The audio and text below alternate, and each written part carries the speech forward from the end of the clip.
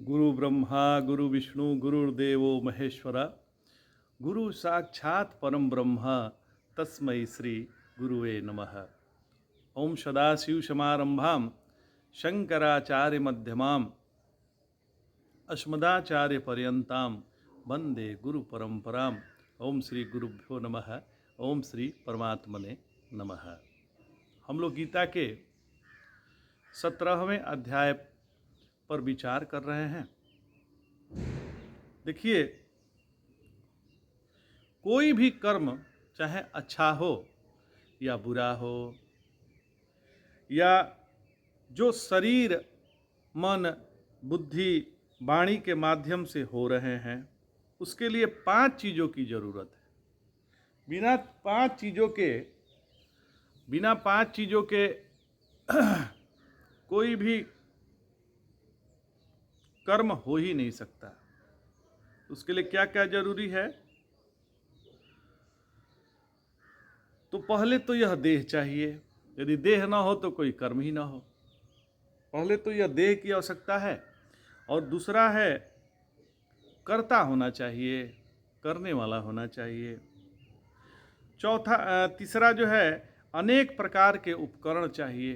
कुछ उपकरण चाहिए तभी तो कर्म होगा। और चौथा, उसके लिए चेष्टा भी चाहिए। उसके लिए चेष्टा भी जरूरी है। और पांचवा है ईश्वर का अनुग्रह।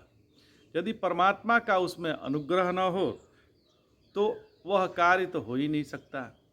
तो तब जाकर कोई कार्य संपन्न होता है। तो पहला क्या हो गया? देह होना चाहिए। दूसरा, कर्ता होना चाहिए। तीसरा, अनेक प्रकार के उपकरण चाहिए। चौथा जो है, चेष्टा होनी चाहिए। पांचवी, ईश्वर का अनुग्रह होना चाहिए। तब जाकर कोई कार्य होता है। तो ये जब तक पांचों ना हो तो कोई कर्म सिद्धि ही ना हो। और चौथी, श्रद्धा होनी चाहिए। एक श्रद्धा भी होना आवश्यक है, अपने पर कि हम कर सकते हैं। अपने पर आत्मविश्वास होना चाहिए कि यह हम कर सकते हैं। जिसके अंतःकरण में श्रद्धा नहीं है, वह व्यक्ति कुछ भी प्राप्त नहीं कर सकता। बिना श्रद्धा के हम अपने कदम पे भी चल नहीं सकते, अपने पैरों के द्वारा चल नहीं सकते हैं।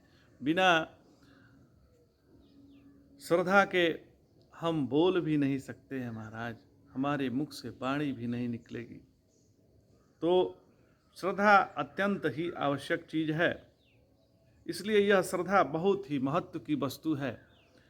अब अर्जुन यहाँ प्रश्न पूछ रहे हैं कि ऐसे लोग जिसमें श्रद्धा तो है पर शास्त्रों के अनुसार अपने जीवन का निर्वहन नहीं कर रहे हैं, तो उसकी गति क्या होगी? तो भगवान यहाँ कहते हैं, दूसरा श्लोक लेते हैं। त्रिविधा भवती श्रद्धा देहिनां सा स्वभावजा सात्विकी राजसी चैव तामसी चेति ताम श्रृणु। भगवान कह रहे हैं, हे अर्जुन, प्राणियों की वह स्वाभाविकी श्रद्धा 3 प्रकार की होती है। एक तो होती है सात्विकी, दूसरा होती है राजसी, और तीसरा होती है तामसी। 3 प्रकार की श्रद्धा होती है। उसके विषय में सुनो।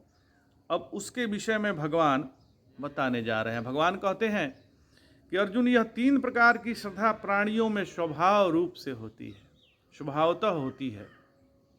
उसी से वो पैदा हुई होते हैं। हम सबको यह 3 प्रकार की श्रद्धा किस प्रकार से नचाती है पूरे जीवन में। कोई व्यक्ति को श्रद्धा होती है कि सब कुछ कर्म के बाद हुई होता है। वो सोचते हैं कि बिना कर्म के कुछ हो ही नहीं सकता है। तो उनके लिए जीवन मतलब कर्म कर्म कर्म, और इतना कर्म के पीछे लग जाते हैं, इतना कर्म के पीछे लग जाते हैं कि करने के पीछे लग जाते हैं कि वो ध्यान भी करते हैं। ध्यान करने की बात नहीं है, मतलब हम इतने कर्म के पीछे लग जाते हैं कि हम ध्यान करने लगते हैं। चलो आज ध्यान करना है, क्योंकि उनको करना है। तो ध्यान कोई करने की वस्तु नहीं है, ध्यान में जीने की बात है। ध्यान करते नहीं हैं बल्कि ध्यान देते हैं। यदि हम कहेंगे कि ध्यान से सुनो तो सामने वाला ध्यान देगा कि ध्यान से सुनेगा। यह तो ज्ञान का क्षेत्र है, तो ध्यान देते हैं, करते नहीं हैं। फिर भगवान कहते हैं कि सत्वानुरूपा सर्वस्य श्रद्धा भवति भारत, श्रद्धामयोऽयं पुरुषो यो यच्छ्रद्धः स एव सः। भगवान कह रहे हैं कि हे भारत, सभी प्राणियों की श्रद्धा उनके अंतःकरण के अनुसार होती है। यह पुरुष श्रद्धा स्वरूप है, जिसकी जैसी श्रद्धा है वह वही हो जाता है। यह जो पुरुष है वो श्रद्धा स्वरूप है, जैसा जिसकी श्रद्धा है वह वैसा ही बन जाता है। मेरा उसमें कोई लेना देना नहीं है। तो श्रद्धेमयोऽयं पुरुषः, यह जो पुरुष है मनुष्य है, और यह श्रद्धामय ही है। श्रद्धामय माने श्रद्धा का प्रचुर मात्रा में इनमें है, इनमें श्रद्धा का प्रचुर मात्रा है।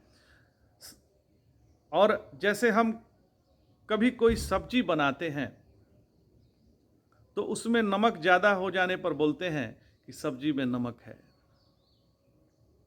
ज़्यादा हो गया है। तो मनुष्य जो शरीर है उसमें श्रद्धा की अधिकता है। जो लोग कहते हैं कि हम श्रद्धा नहीं करते, वे या तो दूसरे को धोखा देते हैं, या तो स्वयं इतने मूर्ख हैं जो अपने मन को समझ नहीं पाते हैं। बिना श्रद्धा के तो जीवन चल ही नहीं सकता महाराज। तो सब में श्रद्धा है। तो उदाहरण ले लीजिए, यह हमारी माँ है, यह क्या प्रत्यक्ष ज्ञात है? यह हमारे पिता हैं, तो यह किसको प्रत्यक्ष है? अरे कोई कह दिया कि ये तुम्हारे माता पिता हैं, सो हमने श्रद्धा पूर्वक मान लिया कि ना ये मेरे माता पिता हैं। तो कभी कभी तो ऐसा होता है कि वेश्याओं को अपने पुत्र के पिता का अनुभव ठीक ठीक नहीं होता है। वेश्या जो होती हैं उनके पिता कौन है उसका उनको अनुभव नहीं होता है। तो इसलिए श्रद्धा ही तो यह सिद्ध करती है कि हमारे माता पिता है। नाई हमारा बाल या दाढ़ी बनाता है तो यह श्रद्धा ही है, न तो वो हमारा गला नहीं काट देगा। वो तो आया है दाढ़ी बाल बनाने के लिए, चाहे तो उसी से गला काट दे। डॉक्टर हमें दवा देगा, उससे हम ठीक हो जाएंगे, यह भी श्रद्धा ही है। यदि श्रद्धा न हो तो कहीं वो जहर न दे दे। वैसे कोई भी मोटर वाहन चलाते हैं केवल श्रद्धा ही है, जिससे एक हम चला पाते हैं या बैठ पाते हैं। बिना श्रद्धा के हम एक कदम नहीं चल सकते महाराज। यहाँ तक कि सो भी नहीं सकते। यह पूरा का पूरा जीवन श्रद्धा से ही संभव है। और अयम पुरुषः श्रद्धा प्रचुरः, इसके जीवन में श्रद्धा की अधिकता है। आप जो जोर जोर से कहते हैं कि हमारे गुरु जी का भगवान का दर्शन हो चुका है, उसके पीछे आपकी श्रद्धा ही है। आप गुरु को भगवान मानते हैं, यह आपकी श्रद्धा है महाराज। तो भगवान फिर कहते हैं आगे चौथे श्लोक में, यजन्ते सात्विका देवान्य छांसी राजसाः प्रेतान् भूतगणाश्चान्ये यजन्ते तामसा जनाः। भगवान कह रहे हैं कि सात्विक श्रद्धा वाले देवताओं का भजन करते हैं, और राजसिक श्रद्धा वाले यक्ष और राक्षसों का भजन करते हैं, और तामसिक पुरुष प्रेत और भूतों की पूजा करते हैं। जो तामसिक लोग हैं वो प्रेत और भूत की पूजा करते हैं। तो जिनकी सात्विक श्रद्धा है उनमें जो परमात्मा से शक्ति प्राप्त करने की जो प्रक्रिया है वो सात्विक देवताओं की पूजा करेंगे। माने जिनके जीवन में जैसे वैष्णव हैं तो उनमें सात्विक श्रद्धा होगी। जो कुछ भी करेंगे भगवान के लिए करेंगे। मांगना भी है तो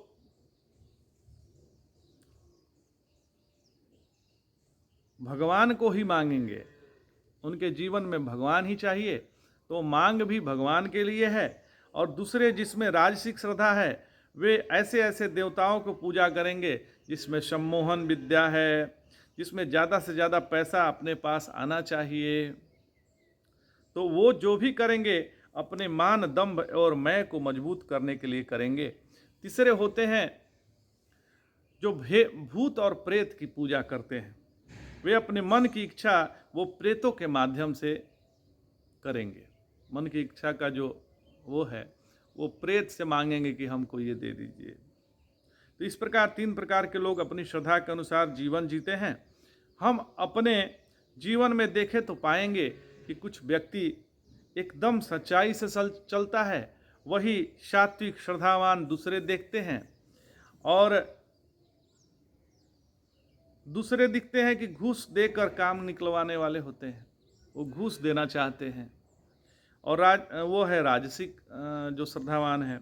और जो गुंडा बदमाश टाइप के लोग हैं वो है तामसिक श्रद्धावान। ये 3 प्रकार के श्रद्धा से ही यह पूरा जीवन चल रहा है।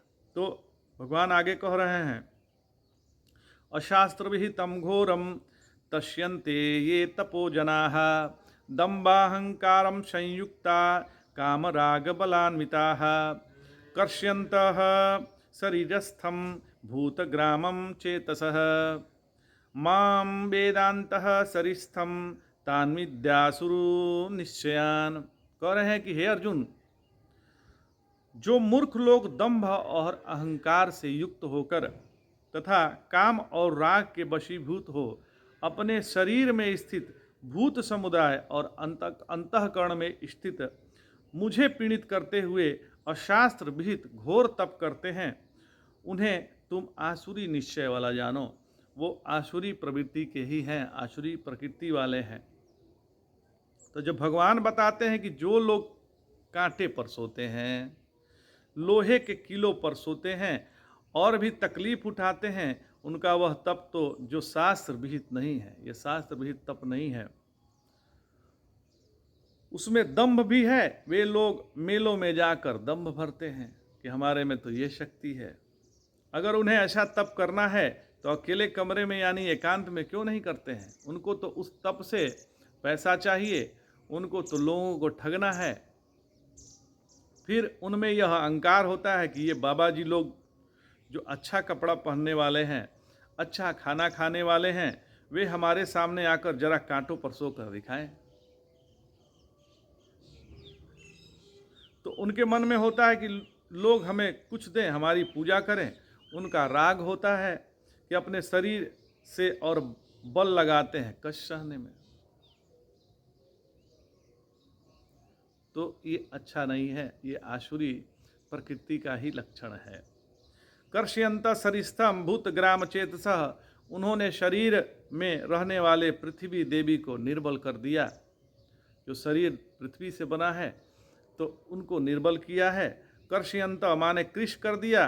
कृश शब्द तालव्य प्रकार से होता है और तब कर्ष्यंतः बनता है। उसका अर्थ होता है खेत जोतना, उसका अर्थ होता है आकर्षण। लेकिन तालव्य साकार से कृषिकरण हो गया, उनका अर्थ होता है शरीर को दुबला बनाना।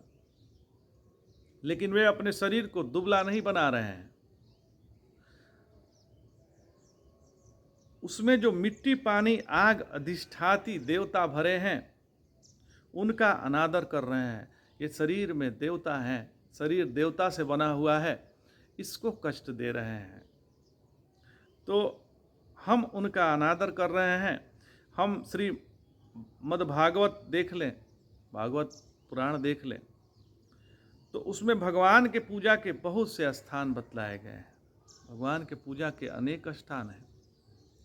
उनमें यह भी लिखा है कि ब्राह्मण में पूजा करना चाहिए, गाय में पूजा करना चाहिए, अग्नि में पूजा करना चाहिए, वैष्णव में पूजा करना चाहिए। इसके साथ यह भी लिखा है कि आत्मा में भगवान की पूजा करनी चाहिए, और गाय को हरी घास देनी चाहिए, सूर्य को अर्घ्य देना चाहिए। भोगे रैत्मनि आत्मने, शरीर के लिए जो उचित भोग है जिससे शरीर ठीक ठीक जीवित रहे, वह पूजा शरीर में स्थित भगवान को देनी चाहिए। तो महाराज, यह जो आपका शरीर है, हमारा शरीर है, इसमें देवता लोग प्रतिष्ठित हैं। ये आँख आदित्य है। ऐसे ही हमारे ये कान में देवता हैं, हमारे नाक में देवता हैं, हमारे जिह्वा पे देवता हैं, हमारे वाणी में देवता हैं। तो ये सारे देवता हैं। इनसे भोग जो हो वो भगवान बुद्धि से हो, और भगवान के लिए हो, यदि इसको समय से भोग नहीं लगाएंगे, हमारे 9 द्वार है पूरे शरीर में और 9 द्वार के अंदर शिव प्रतिष्ठित है, उसको यदि हम समय पे भोग नहीं लगाएंगे, समय पे भोजन नहीं कराएंगे, तो वो देवता प्रकोपित होते हैं, वही नाना प्रकार के रोगों की उत्पत्ति होती है, शरीर में व्याधि उत्पन्न होते हैं। तो इसको भोजन भी समय से, जैसे भगवान को भोग लगाना है, वैसे इस शरीर को भी भोग लगाना है। शरीर हमको भगवान ने दिया है, हमारा ये कर्मों का फल नहीं है। जो ज़्यादा निराहार रहते हैं, ज़्यादा तपश्चर्या करते हैं, वो हालांकि उनके अपने जानने में तो बहुत कुछ करते हैं, लेकिन वो राजसिक श्रद्धा वाले होते हैं। इतना नहीं करना चाहिए महाराज। हाँ, आज आप व्रत हैं तो चलो आज फलाहार कर लेते हैं, लेकिन खाली पेट हरदम नहीं रहना है, शोधन के लिए खाली पेट रहना है। और पता चला कि 2-2 दिन हम खाली पेट ही रह रहे हैं, तो भगवान को भोजन जरूरी है समय से, तब हम सात्विक श्रद्धा वाले होंगे। तो आज इतना ही। जय जय शंकर, हर हर शंकर, नमामि शंकर, भजामि शंकर, नमः पार्वती पतये, हर हर महादेव। नमस्तुभ्यं।